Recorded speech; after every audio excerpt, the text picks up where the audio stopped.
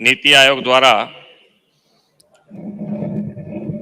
તૈયાર કરવામાં આવેલ સુરત ઇકોનોમી રિજનના ઇકોનોમી માસ્ટર પ્લાનના અનાવરણ પ્રસંગે આપણી સૌની સાથે મંચ ઉપર ઉપસ્થિત કેન્દ્રીય મંત્રી તથા યશસ્વી પ્રદેશ અધ્યક્ષ શ્રી સી.આર. પાટીલજી, મારા સાથી મંત્રી શ્રી કનુભાઈ દેસાઈ, શ્રી બળવંતસિંહ રાજપૂત, શ્રી હર્ષભાઈ સંઘવી, શ્રી મુકેશભાઈ પટેલ, શ્રી પ્રફુલભાઈ પાનસેરિયા, સાંસદ શ્રી મુકેશભાઈ દલાલ, શ્રી પ્રભુભાઈ વસાવા, શ્રી મનસુખભાઈ વસાવા, રાજ્યસભાના સાંસદ શ્રી ગોવિંદભાઈ ધોળકિયા, મેયર શ્રી દક્ષેશભાઈ માવાણી, મુખ્ય સલાહકાર શ્રી ડોક્ટર હસમુખ અડિયાજી,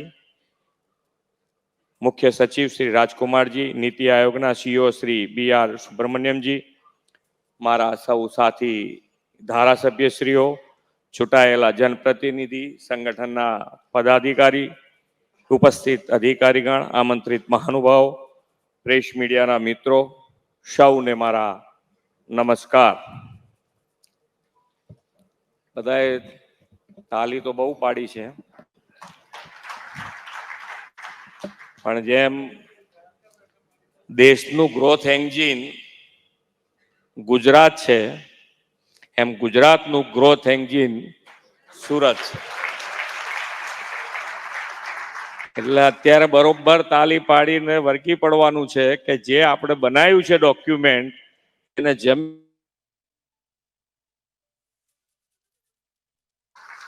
એટલે હવે જેટલી તાલી પાડ્યું એટલી પાડી લો કચાઈને કે આપણે કામ કરવાનું છે સાથે. સરકાર તમારી સાથે છે, એમાં તમને ક્યાંય તકલીફ નહીં પડવાની. વિશ્વ નેતા અને યશસ્વી વડાપ્રધાન શ્રી નરેન્દ્રભાઈ મોદીને સતત ત્રીજી વાર દેશનું શાસન દાયિત્વ સોંપીને લોકોએ વિકસિત ભારતનો સંકલ્પ સાકાર કરવાની દિશાને વધુ ગતિ આપી છે. શ્રી નરેન્દ્રભાઈના સફળ શાસનકાળમાં ભારત વિશ્વની 5મી મોટી આર્થિક તાકાત બન્યું છે.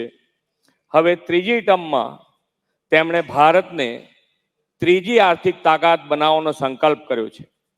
આ માટે દેશના રાજ્યોના વિવિધ ચોક્કસ વિસ્તારોમાં આર્થિક, સામાજિક, ઔદ્યોગિક એમ સર્વાંગી વિકાસને વેગ આપવા જી હબ ગ્રોથ હબનો નવતર વિચાર તેમણે આપ્યો છે.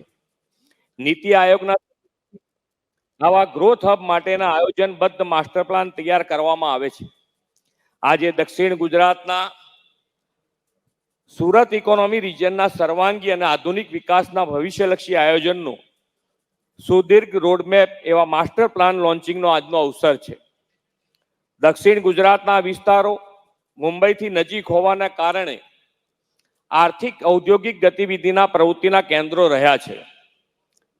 1960માં જ્યારે ગુજરાત મહારાષ્ટ્રથી જુદું પડીને અલગ રાજ્ય બન્યું ત્યારે લોકો કહેતા કે માત્ર દરિયો, રણ અને ડુંગર ધરાવતું ગુજરાત શું વિકાસ કરવાનું હતું.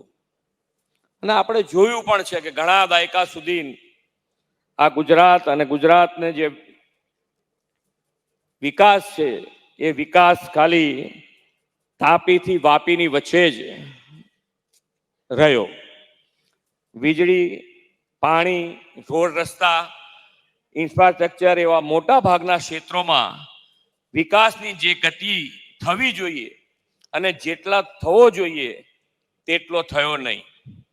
2001માં આપણને એવા વિઝનરી લીડર શ્રી નરેન્દ્રભાઈ મોદી મળ્યા જેમણે ગુજરાતના વિકાસને વૈશ્વિક સ્તરનો બનાવવાની નેમ લીધી. પાછલા દાયકાઓનો ગુજરાતનો વિકાસ અને 2001થી અઢી દાયકાનો વિકાસ એ બંનેને જોઈએ તો વિકાસ કેવો હોય, કેટલા સ્કેલનો હોય, કેટલી ગતિનો હોય તે શ્રી નરેન્દ્રભાઈના નેતૃત્વને માં આપણને સ્પષ્ટ દેખાઈ આવે. રણ, ડુંગર, દરિયો, નદીઓ બધું એનું એ જ હતું. છતાં નરેન્દ્રભાઈના આગવા વિઝન અને નવીનતમ સોચથી એ બધાને વિકાસના સ્ત્રોત બનાવી દીધા. 1600 કિલોમીટર લાંબો દરિયા કિનારો પોર્ટ લેન્ડ ડેવલપમેન્ટથી સમુદ્ર વ્યાપારનું પ્રવેશ દ્વાર બની ગયો. કચ્છનું રણ વિશ્વ પ્રવાસનનું ત્રણ બન્યું અને ધોરડેને તેઓ બેસ્ટ ટુરિઝમ વિલેજનું વિશ્વ ગૌરવ પણ મળ્યું. રણ પ્રદેશ અને ઉત્તર ગુજરાતની રેતાળ જમીનનો સૂર્ય ઉર્જાના ઉત્પાદનમાં ઉપયોગ કરીને દેશનો પહેલો સોલાર પાર્ક ચારણકામમાં તેમણે સ્થાપ્યો હતો. વીજળીનું એવું સુદૃઢીકરણ મેનેજમેન્ટ કર્યું છે કે છેક અંતરિયાળ ગામોમાં જ્યોતિર્ગ્રામ યોજનાથી 24/7 3 ફેઝ વીજળી પહોંચી. આના કારણે ગ્રામીણ તંત્રમાં પરિવર્તન આવ્યું. એટલું જ નહીં, ગામડાઓમાં પણ મલ્ટી સ્પેશિયાલિટી હોસ્પિટલ ખુલી. આદરણીય શ્રી નરેન્દ્રભાઈએ સુજલામ સુફલામ અને સૌની યોજના તથા કેનાલ નેટવર્કથી નર્મદાના પાણી ગામે ગામ પહોંચાડી જળ ક્રાંતિ કરી. જળ શક્તિ અને જનશક્તિને જોડીને બેસ્ટ વોટર મેનેજમેન્ટ કર્યું. વાયબ્રન્ટ સમિટથી વિશ્વમાં manufacturing hub, auto hub, pharma hub, semiconductor hub તરીકે ગુજરાતની ઓળખ તેમણે ઊભી કરી. વાયબ્રન્ટ સમિટની આ સફળતાના પગલે રાજ્યમાં મોટા પાયે રોજગારી મળતી થઈ.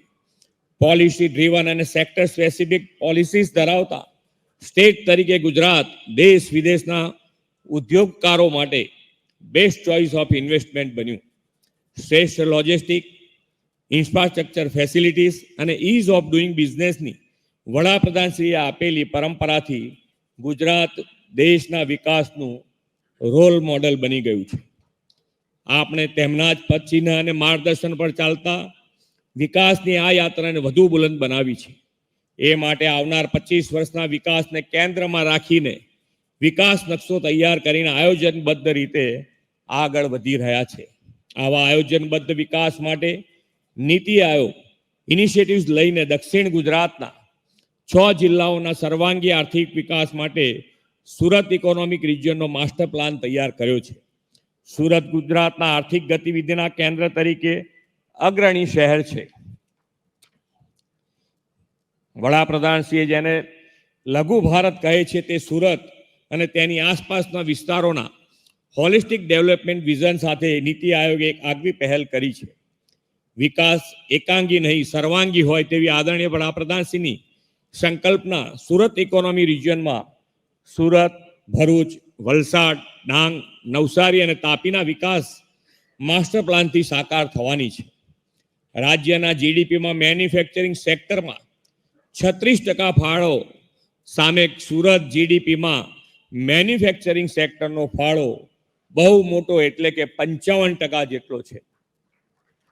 તેના પાયામાં textiles, James jewellery, diamond, chemical and dyes જેવા પરંપરાગત ઉદ્યોગ રહેલા છે.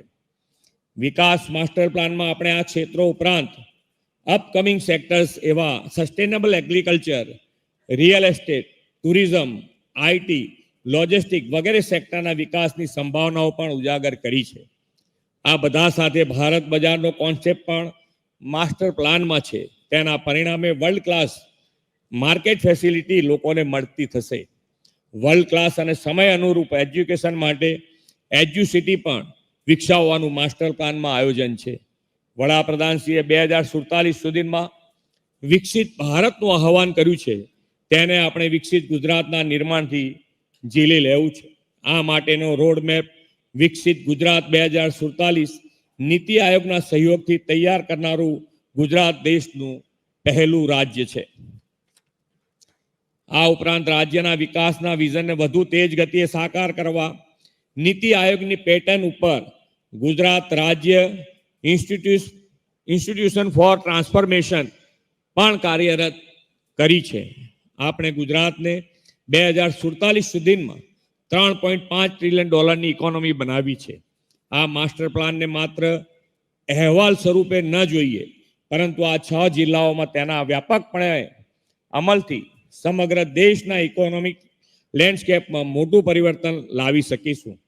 આપણે ઉત્તર ગુજરાત, સૌરાષ્ટ્ર, મધ્ય ગુજરાત, અન્ય વિસ્તારો માટે પણ આવા જ ભવિષ્યલક્ષી માસ્ટર પ્લાન દ્વારા વડાપ્રધાનશ્રીની સંકલ્પના મુજબના વિકસિત ભારત 2047 માટે વિકસિત ગુજરાત બનાવીશું. આ માટે નીતિ આયોગનું માર્ગદર્શન મળતું રહેશે એવી મને શ્રદ્ધા છે. હજુ વધુ સ્પીડ અને સ્કેલથી ગુજરાતના વિકાસને આગળ ધપાવી આ અમૃતકાળને વિકાસનો સુવર્ણકાળ સૌ સાથે મળીને બનાવીએ એવી અપેક્ષા સાથે વિરમું છું. ભારત માતા કી જય. વંદે માતરમ. જય જય ગરવી ગુજરાત.